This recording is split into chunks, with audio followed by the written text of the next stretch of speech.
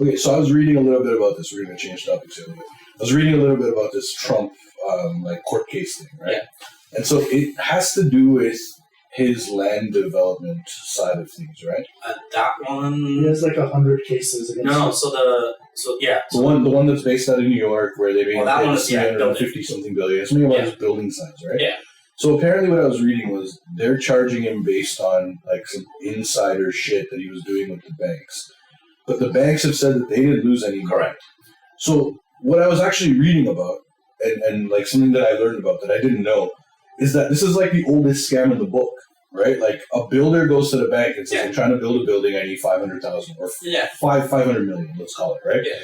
And then the bank is like, "Well, I'm only going to give you 400 million." Yeah. And then the building gets built and it's valuated at more. Yeah. So now this person gets equity. The bank still gets their 400 grand in money, and they still make their interest and they still make this and that. Yeah. And like this is basically how the world has been built over Correct. time, right? Like, but then they go after Trump for doing exactly that.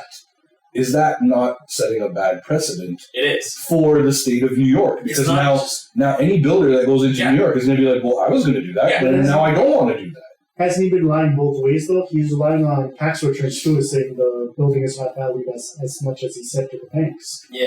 So he's. But was he's that part of the case, or I was don't it know if just that's part of the case, but he's lying about the Yeah. values. Like I don't know fully. So like the court side was just, I think it was based on, it's like, he was trying to basically pull out a loan on his existing building, and probably went to the bank and said something like, "Hey, this building is worth $10 million." The bank probably just goes, "Okay, no, it's not $10 million. It's like $9 million." And in actuality, it's probably worth like $8 million. Or whatever, Right. And They so overvalued. yeah. But then, but again, these are just kind of like false justifications, right? So like, oh, this couch is, it's like a year and a half old. It's only 10 people have sat on it instead of like 8 people. Shit like that. So it's like, all right, it's valued at some number. Stop it. And then, Dylan, and there's then big proof. the court was video like, proof already. the court was like, how do you That's it. So it's The inaugural photo. hey, you are yeah, take another one when the last one shows up. over evaluating the building. But bank was like, we don't care if it's overvalued. We're going to give them the loan. Right. Because we're going to make our money. We're going to make money back in interest. And he paid that off. And so the bank was happy. He was happy. He borrowed money. He built another building. Is it proper? Probably. Like, that's like a little gray area. That's just kind of how it's been for ages. That's just Yeah. how it rolls.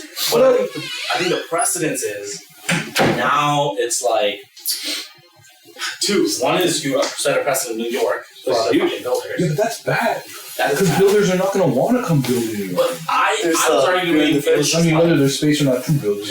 you were It was good. It was good. you were like Probably attacking not your wrong. political opponent on like grounds that are just kind of like Shaky. Yeah. It's like most people look at it and be like, lost downstairs. Yeah. So I was just like, I don't know, like it's like now you just like every time there's like a Republican and Democrat who's running, they can start like fucking picking on this stupid shit, and the public is just like, who gives a fuck?